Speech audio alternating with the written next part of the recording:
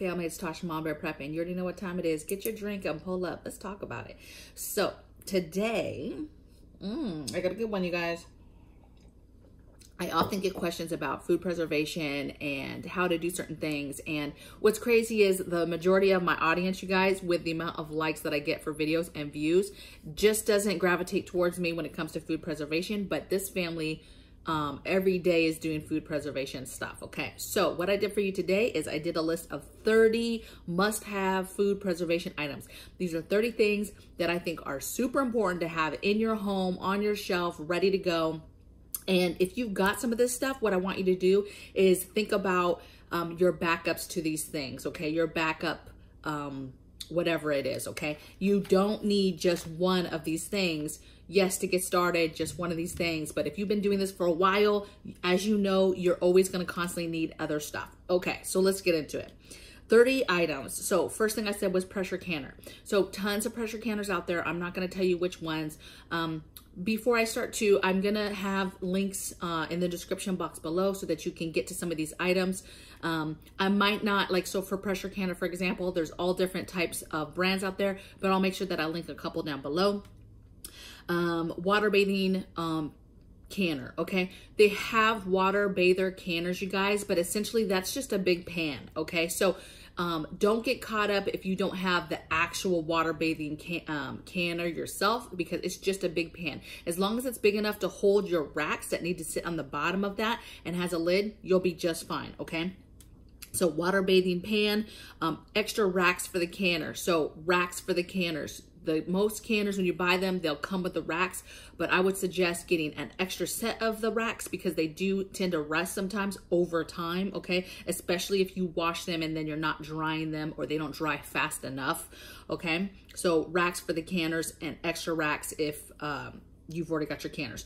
Jars. So canning jars, all sizes. When I say all sizes, when you start canning, you'll figure out your two sizes that you use the most, like pint and quart, for example, is the two that we use the most.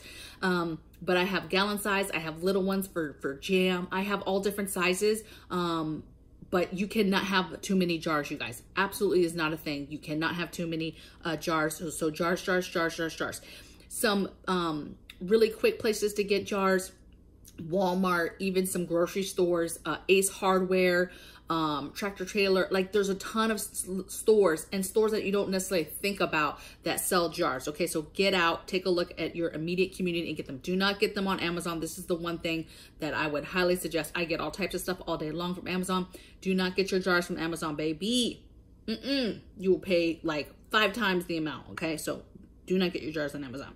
Okay, lids, which is the cap that goes on it, the rings, which is the part that actually turns over the lid, other glass jars. So other glass jars, because in the realm of keeping food longer, and this is more of your everyday rotation, I use regular jars for all types of stuff. Putting food in a jar, even with like an absorber, is 10 times more effective than just leaving it in this package. So if you had nothing else and you had some sort of jars, regular jars, or you reuse jars from spaghetti sauce and different things like that, and you put stuff in it with an oxygen drawer and closed it and taped it up, that essentially is 10 times, will make the food last 10 times longer just doing that than nothing at all. Okay, so jars are very, very good. I keep all types of stuff, everyday stuff, in jars.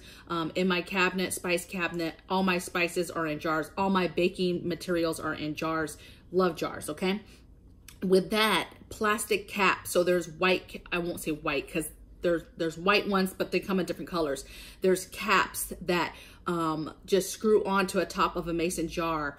And those are very, very good for, like I said, all my stuff in my everyday cabinets have that cap on it. If I put something, I open up something that I've canned and then I don't eat everything in the jar and I want to save it, I'll put the plastic cap on it and put it in the fridge. Okay, so plastic caps for your mason jars, okay? Outdoor stove for canning. So be thinking about if you were grid down, or I know some people that actually can outside all the time, but if you don't, if you're a canner like me, like I can inside my kitchen, but in grid down situation, I have a stove that's outside that you can cook on or can on in an emergency. So have some sort of, just be thinking of big surface to be able to can on still so that you can can in a grid down situation, okay? Obviously, if it's grid down and you still have a gas stove, you can still use the gas stove to can. But I'm just thinking big picture so that you can continue to do food preservation even in a grid down situation and you're outside, okay? So be thinking about big camp stoves with big surfaces to hold the capacity of the canners, okay? Here's some just smaller stuff, right, in regards to cooking. So pickling salts. That's really like, there's specific salts that you can get that are kind of already put together, like when you're fermenting pickles, when you're doing different things. So get those. Get your canning salts. Really with canning salts, what I mean is just very high quality salts, right? You shouldn't be canning with just like normal type of salts. So high quality pectin, okay? So you need that for like your jellies and jams. So getting that. Funnel. So here's getting into some of the utensils. So a funnel, bubble popper, jar lifter, all of those things typically you can buy together in a pack on Amazon. All the little utensils that you use when you're pressure canning or water bathing, you can get that in a little kit online. If it's not, I'll make sure that it's in my description box so you guys can find that. Let's see. Canning books, so any kind of recipe books, any kind of food preservation books, any kind of canning books that talk about canning and how to do that. Canning charts, so printing out all the charts for the times, for the type of food that you're, and the jar size that you are canning in. Print out, go online, print out all those charts and have those with your recipe box. Mylar bags, food saver bags or rolls. So when you're getting the bags for your food saver, your vacuum sealer machine, you can buy them in different sizes of bags, but you can also just buy rolls, okay? So that you would put in the machine, seal the one end, and then you can, that way you can make whatever size you need for whatever it is that you're trying to vacuum seal in it. So food saver bags and rolls, a dehydrator, and the next thing I put was a dehydrator hang bag. So have your dehydrator that is typically gonna be a plug-in type option. Any size, they have very small ones up to very big size industrial ones. But the second thing is hang bags. So they have big hang bags that you can get, that you could hang potentially outside or in some other part of an area of your home that is dry, that you could put and dry things on, okay? And dehydrate fruits and things like that. Like kind of like the old fashioned way, you guys. What? Imagine, you know, you have to have options in case we don't have power and you can still do the things that you need to do, okay? Next thing is freeze dryer, like Harvest right? So getting the machine, and this is probably the most expensive thing. It is the most expensive thing on this list is your freeze dryer machine, your Harvest Right, so that you can freeze dry your own food at home, okay? Next thing is oxygen absorbers, right? All different sizes depending on what bags or jars or whatever you're putting them in, have some different varieties. Most of the time I use just a regular size, but sometimes I have something that's a lot bigger that I do need. I find myself needing to have the bigger sizes, okay?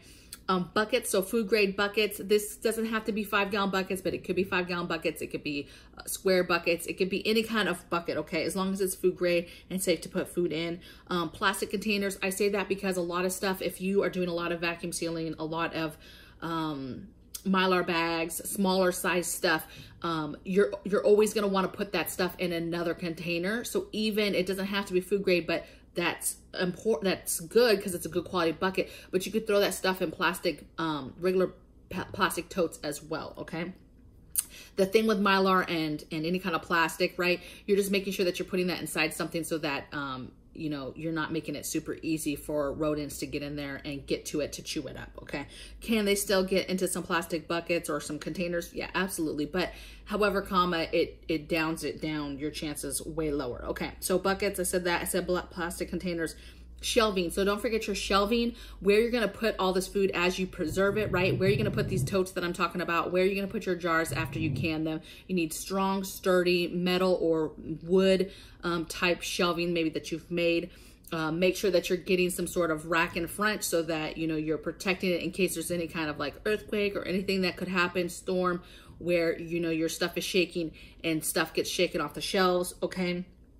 vacuum sealing attachments. So those are the white attachments that go on top of jars, your jar attachments, to be able to vacuum seal jars. Most of the time, you can get those on Amazon. You can buy, usually it's a 2-pack, and it's a pint, a lid that fits a pint size and a lid that fits, not pint size, regular mouth and wide mouth. And then those go to usually attach to any kind of food saver machine that you're buying, any kind of vacuum sealing machine you're buying. Typically you can just put those attachments to it. Some of the machines come with their own attachments, so you're saving if that is a case, but you're gonna want backups. A while ago, shoot, probably like 6 months ago, there was a shortage on these, and I was actually trying to find backups myself and could not find them for the longest time, okay?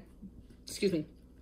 But a lot of people use these because they vacuum seal stuff. I vacuum seal dry goods all the time with an oxygen absorber in there and suck out all the air and put it on my shelf. Okay, so some stuff for fermenting is fermenting lids. So again, some of this stuff is not needed.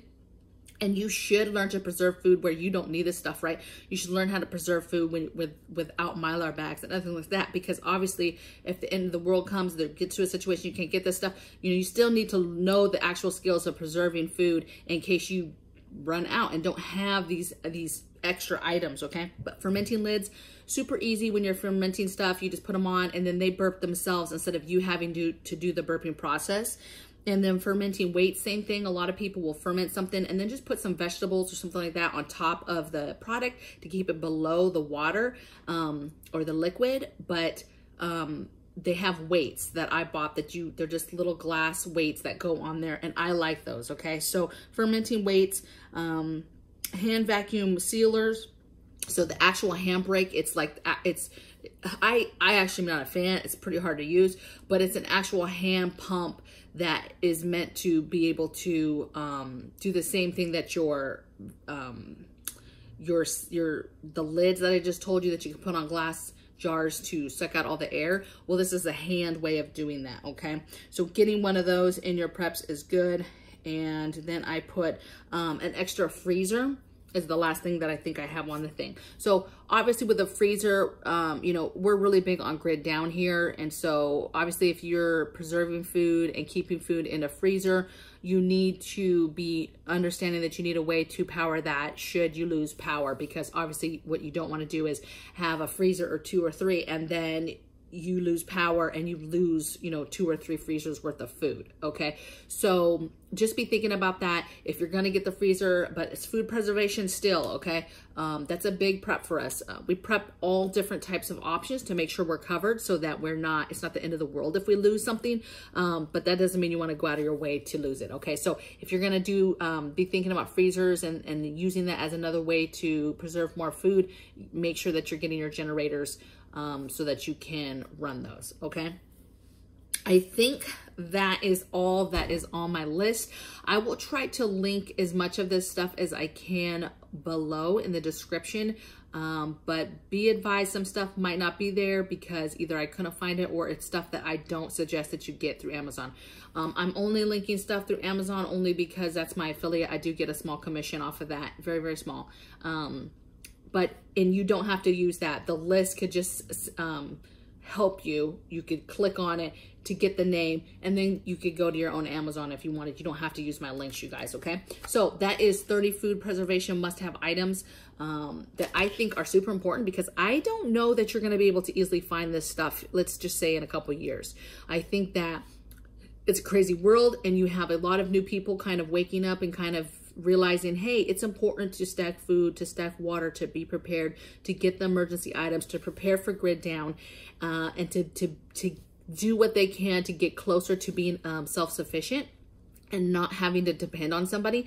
And food preservation is a huge piece of that, you guys. To be able to preserve food and to get a food that would typically spoil in your fridge or spoil in a freezer, right? To take that and be able to process it, and then it's processed and on a shelf, and now you potentially have food that's going to last you years, if not decades. opposed. So for us, for example, have your backups to your backups. We have freezers, we have generators to run the freezers. Should we start to lose that, or we can't maintain that, or whatever the case may be, then the backup is, okay, we have a canning plan where we will go outside and we will can everything in the freezers. I know some people that do not keep a lot of food in the freezer, right? They just keep kind of the snacky stuff, the kind of quick food type stuff. So essentially, they just don't care if they lose it. And then they're constantly canning the important stuff, the heavy hitters, the meats, the vegetables. They're canning all that stuff all the time and not keeping a lot in their freezers, so that's one thing that they don't have to think about, and they're preserving it now in a way where it's already ready to go. And that's one thing they don't have to worry about should the grid go down. Okay, so I would love to hear in the comments below any items that you think I forgot that have to do with food preservation that you think would be a good idea for people to get. And I'll see you guys on the next video. Take care.